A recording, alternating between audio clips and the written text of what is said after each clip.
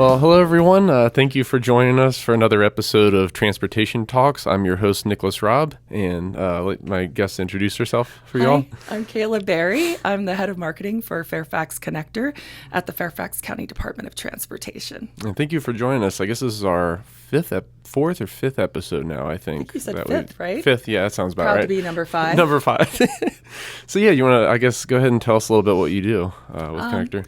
Well, I've been at the county for about 9 years now and working on all kinds of different projects. I do a little bit of program management. We market the Fairfax Connector bus system. I manage a couple of programs. One is the Student Bus Pass program, as well as the TRIP, which is the Transit Ridership Incentive Program, which is a 50% discount off of Fairfax Connector for qualified residents at or below the poverty line in Fairfax County. So we're really trying to help folks out with that. And then I also, do all the service changes. I have a team that we work together to make sure people understand what's going on. We create the TV ads, the radio ads, the print ads, the schedules, signage, bus tracker. So everything you see out there. And other duties as assigned. If it has Fairfax Connector on it, we've touched it. If you hear it, see it, or smell it. Everything you all are seeing Connector, you can thank Kayla for it. Not just me. I have a wonderful team. Yeah. I have a wonderful team. Yeah. So Awesome. Yeah, so I don't know if you want to go into maybe some of the programs that you guys have, like you mentioned the TRIP one, and or I guess we could start with anything new that's kind of coming up with Connector. Yeah, there's a lot of new stuff that's going on. We just opened a brand new commuter garage with 800 plus spaces at Monument Drive in Fairfax, just right next to Fairfax Corners.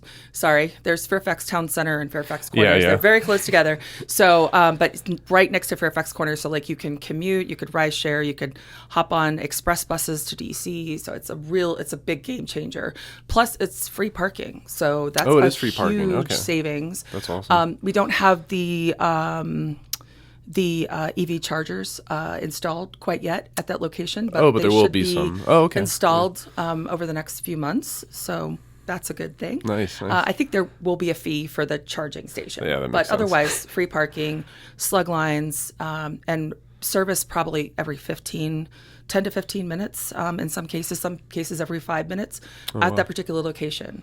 So it's really providing an opportunity for residents who don't necessarily live outside or don't work outside Fairfax County. They can really transfer to work, live, and play right here in Fairfax County. And all of our studies showed that people are really, really interested in that option. Yeah. So that's a good thing. We've got another commuter garage opening in the next couple of months at the Springfield Franconia station. I don't know anybody who's lived in this area. I've lived here since the 80s. I was a young child back then. But anybody living here back in the 80s knows about the slug lines off of Old Key Mill Road. Yeah. And we had parking across the street, and it's been something that's taken place there, right there in Springfield, right next to 495, 395, that whole interchange, the mixing bowl. For as long as I could remember, even as a child, I had friends and neighbors who would hop onto the slug lines. And it's always been this really interesting phenomenon that total strangers, keep in mind, this was way before Uber and Lyft and those other things, you could just get in a car with a stranger. Now tech kind of helps people mobilize and kind of connect through through that technology with other sluggers. So it's nice to have that pedestrian bridge crossing over from the shopping center across the street. There's been some new retail coming in there. So I think that it's a reflection on the great economic development options for downtown Springfield. And so it's going to be safer, and that garage is super cool. That's the one that has, there's an upper deck that has someone said, I think it was when I had Robin on for previous episodes, she had mentioned I don't know if there was something about a wedding venue or something on top, or the potential for it. So I was like, wait, on a parking garage? So we did film up top. So at that Springfield Garage, when it opens, and I think that's going to be next month, don't hold me to it, but there have been some, delays when you're building a giant building. Sometimes it happens. Yeah. So, but the top deck has a community space. So it's for lack of a better term, like a putting green up there. Okay. So it's like pretty, and it's got a little bridge, and it's got like the string lighting, like almost like your dream backyard. And so you could have like a fun little party up there. There's like some community space, and that's kind of neat. The buses actually in the bus bays are underground inside the garage. Okay. Unlike Monument, everything's in front of the garage, but at Springfield it's underneath, so you're not exposed to the weather. But it is a little, garagey. So they've done some really cool stuff with it. So like right around the corner in the garage on the bottom level, they've got this like cute little vibe sitting area going on. And it's got these like white trees with lights and little like benches and stuff. And I mean, it almost looks like you could get like a, little gathering, like, jam session going on. That's cool. That's neat. I know you love music. So I know. I mean, you could like get together and do some entertainment or something. I don't know. We'll entertain the sluggers. Yeah, exactly. They're waiting for that. But it is kind of a neat concept to sort of add these little lovely pieces for placemaking for these locations. That's awesome. It makes it more community friendly, I guess, right? Like more connected. It's not just... Yeah, years ago, I spent many years on the Transportation Association of Greater Springfield board, the TAGS board. Mm-hmm. They used to operate the little TAGS bus, and eventually the Connector now operates those small little green buses that you see in and around Springfield. But for a long time, Springfield has really struggled with an identity and trying to build out their identity within, the downtown area, because it is such a huge connection space, and it tends to be very like transient, people are like truckers are driving through, they'll often stop at the hotels there, but it's struggled to try to get its footing. And I'm so happy, having lived and gone to school here for most of my life. It's really cool to see that an identity being born and being really rounded out, and I think that's a credit to the supervisors, and I think it's just a really cool thing to see. So it's a great example of how transit and community and economic development sort of like tie together. Like it all sort of fits into this like nice little puzzle that you don't normally think about. But I'm just really excited to see. I mean, you do this for a career, working in transportation for so long, and for me, transportation communications. You rarely get to see major projects done because it often takes so long to get the funding, do the planning, do all the public meetings, and all those are very important factors. But you're lucky if you get major changes like this in one or two of these in your career.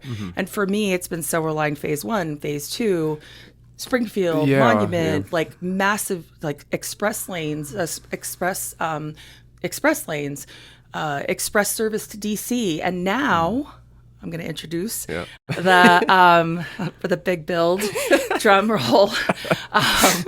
Now it's going to be the 798 service that is going to be an express service from Tysons to Bethesda, and also a reverse commute. So it's our understanding, based on studies we conducted, that there are Maryland residents who work in Tysons, and getting across that American Legion Bridge is rough. And so I know we've been doing a lot of work on our side, on the Virginia side of the bridge, to build out the express lanes so that the buses can actually use those express lanes. And so this is going to be a little bit of a game changer and a little bit more of a relaxing commute, but not really. It's starting September 14th. Technically, that's the service change date, but the actual service begins on Monday the 16th, because it's just weekday rush hour express service, like morning and afternoon. But it's going to be great. It's going to connect Tysons residents. There's Tysons West Park and Tysons Metro Station, where you can connect onto that express bus starting on the 16th of September. And then it will take you straight up to Bethesda, NIH, Walter Reed, Army Medical Center. Nice. Okay. So for professionals or people who work at these facilities, it's really going to be a great thing. And it's just going to cost you, $425. So, wow. I'm sorry, I take that back. We just increased fares. WMATA just increased the fares. Sorry, I'm getting used to it. So $4.80. Okay, that's still not bad. To go to and from. But to use the express lanes to get up through that direction. I mean, that's a big... And if you have a transit subsidy, like if your employer gives you money for that kind of stuff, it's basically free. Exactly. So, it's, you don't have your wear and tear on the car. You don't... have to spend so much money on gasoline. Plus it's better for the air quality. And honestly, the more cars you get off the road, the faster, things are going to move for everybody. Exactly. And then that's like a cross-jurisdictional, service. Like, do you see more of that in the future too? Yeah, I think it's where it's appropriate. They did try this before. I think WMATA tried this about 10 years ago, is my understanding. And it really didn't work out very well because there wasn't enough parking on either end. But those jurisdictions, Fairfax County and Montgomery County, hadn't necessarily built out all those connections with Montgomery County Ride-On. And, Fairfax Connector has grown over the past decade. I mean, the system's probably doubled in that time. I mean, we're not like a mom and pop operation anymore. Like, we're the largest bus system in Virginia. Yeah, really. Virginia, yeah. So we've got a very diverse population. So we're always trying new ways to reach out to different people. We do ads for mainstream television in Korean and Spanish and Arabic, anything to try to make sure people feel seen and included. So that's kind of the fun part of my job. Yeah, that's awesome. Just adding, I guess kind of that like you kind of said, that cultural component of it, and connecting with everyone throughout the county. Yeah, it's our strength here. So I love to embrace that. And it's fun to try, to make sure you're, helping people feel seen and included. And we purposefully did it on, regular standard English, regular English speaking channels so that it really pops out. Like, I remember one time I was watching an ad, or I was just, hanging around, and there was a TV commercial came on for a specific retailer, and it was like full on in Spanish, and everything was English on the station, but it really made me sit up and notice, and I was like, oh, that's so cool. That's neat. So that kind of inspired me to do the same thing. To do that, that's and awesome. I just got the report back from our massive Centerville, Chantilly, Vienna Tysons campaign, for which it included the Monument Garage opening and some massive, service changes that connect through that facility and out to the western part of the county in Centerville, et cetera. So, we were really happy with the results. So that's awesome. We had a really good campaign. So I'm sure we'll be more of that, I guess. Sharing, yeah, absolutely. And so it's a lot of fun. And I like to push the envelope, make sure we're super inclusive, and help all of our community members. Yeah, I think we'll do that too. After this, I'll put a little clip, because it was that recent animated one. Well, there's animated, but then there's also like the live action. Oh, okay. I've seen the animated one. Yeah, I think, and they're on YouTube. Recently. Okay, cool. Yeah. On the Fairfax Connector YouTube channel. Yeah, this will be on the YouTube channel as well. Most people will probably be watching on that. Yeah, but the click-through rates were awesome. So, nice. That's what you're wanting at that time. You want people to actually see it and watch it and then connect through to find more options. But we always learn from every campaign, what works, what doesn't, some of it depends on the area of the county that we're trying to target, et cetera. Yeah, true. So, could you go a little more into, I guess, like either the trip program or the student bus program for those who have never heard of it before, I guess. Okay. So student bus pass, we started like a week after I got here. Okay. It was like, here, handle this program. Build it from nothing. And oh, by the way, we want middle and high school students to be able to ride the bus. Yeah. So, and of course, when we started, I grew up in Fairfax County from the time I was 8 years old. A lot of helicopter moms and dads, people very protective of their kids. And I remember thinking to myself, there is no way like people are going to be super excited about this. And so I went to my first high school pyramid back to school event to sort of pitch this. So that includes the middle schools that feed into that high school, and every district has, there's a pyramid for every, for all the different high schools. That's the tip of the pyramid. And then they have middle and then elementary schools that feed into it. And I was, really unsure about what, I was trying to test different messages with parents, and I started getting hugs from these parents. And excuse me, it seemed like many of them had grown up in cities, or sometimes they're from Europe or other parts of the world where bus travel is a very common thing. Even in D.C., all students take metro to school.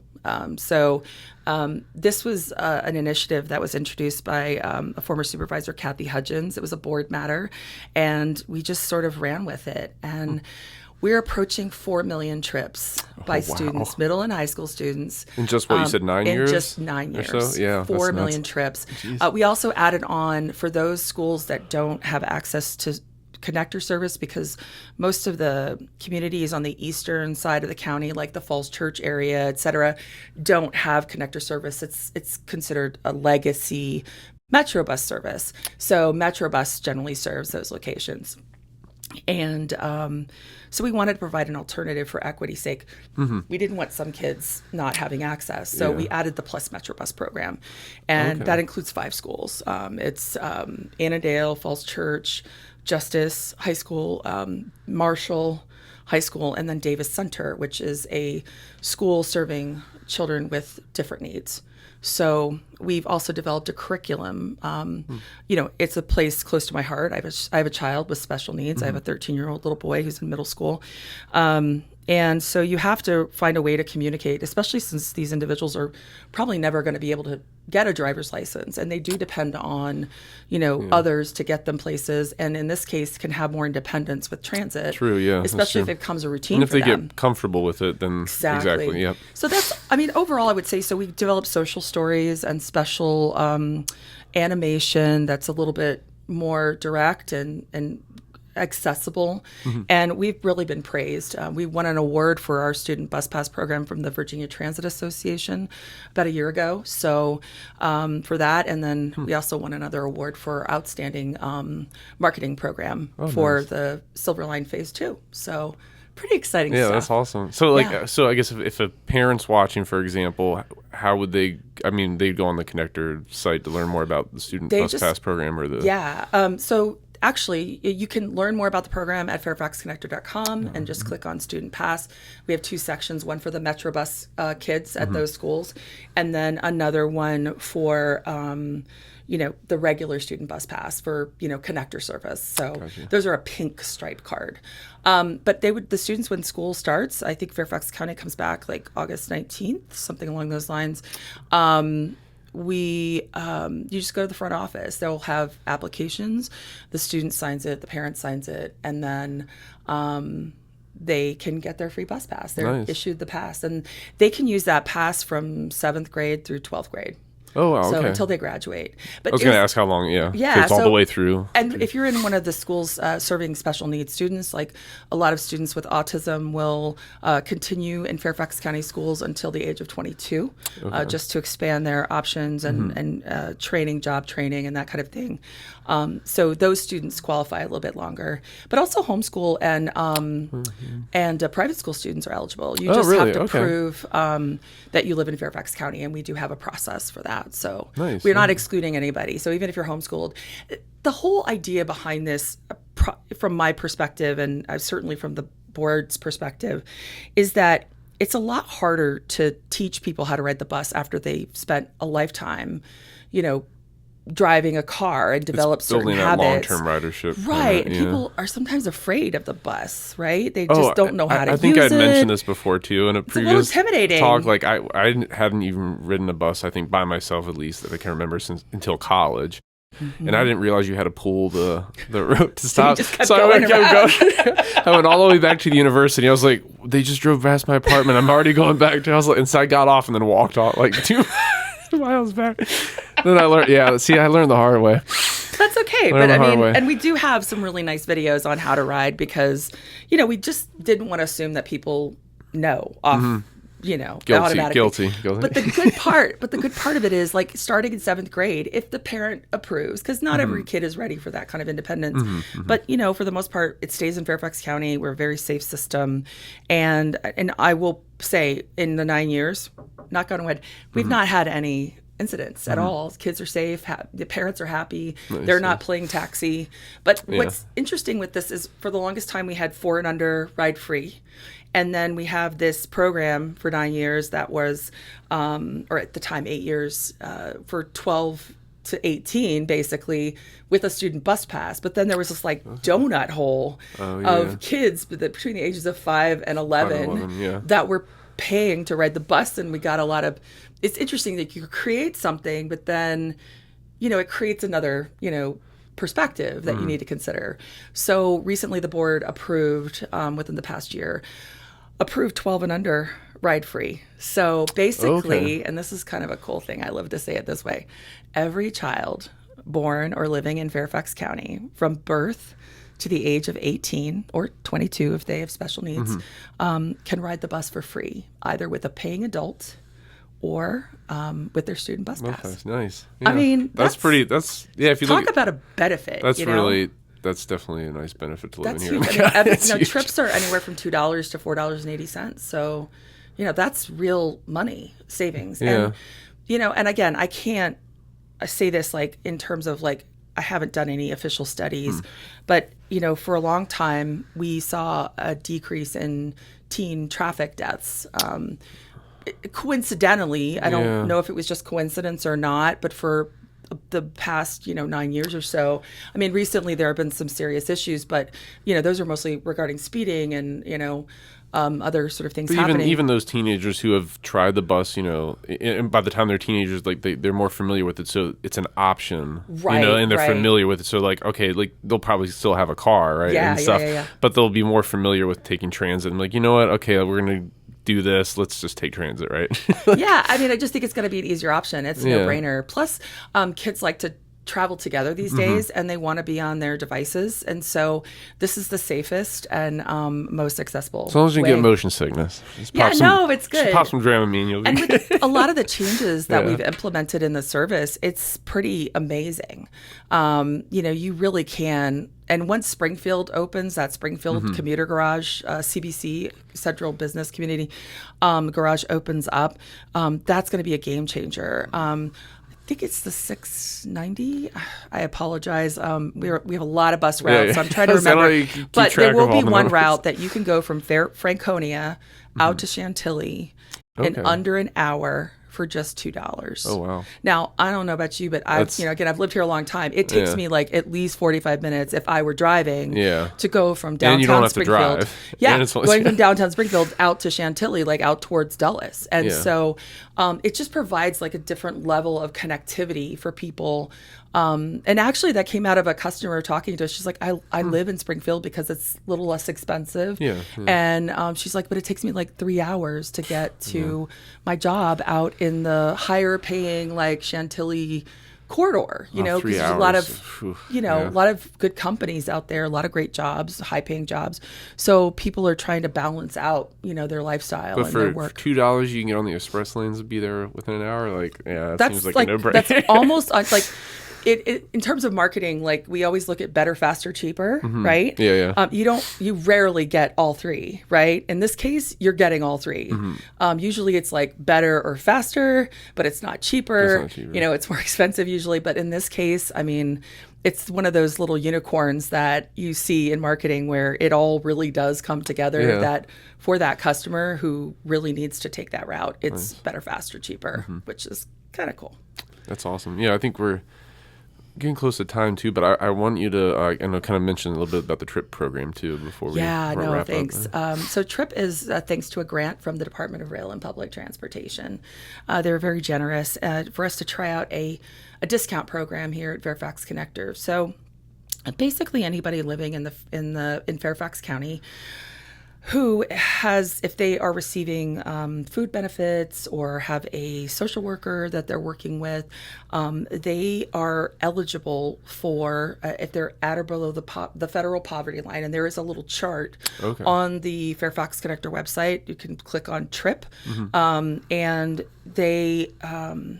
it connects you to information that sort of gives you the standards that you have to meet. The card looks like anybody else's. Nobody would be able to tell the difference between the TRIP card because we want people to have some dignity and be proud to use their card. And then we partnered with NCS, which is the Neighborhood and Community Services Agency. They have a program called TOPS. So basically you pay $20 and they give you a debit card with $100 on it. And you can do that up to 4 times a year.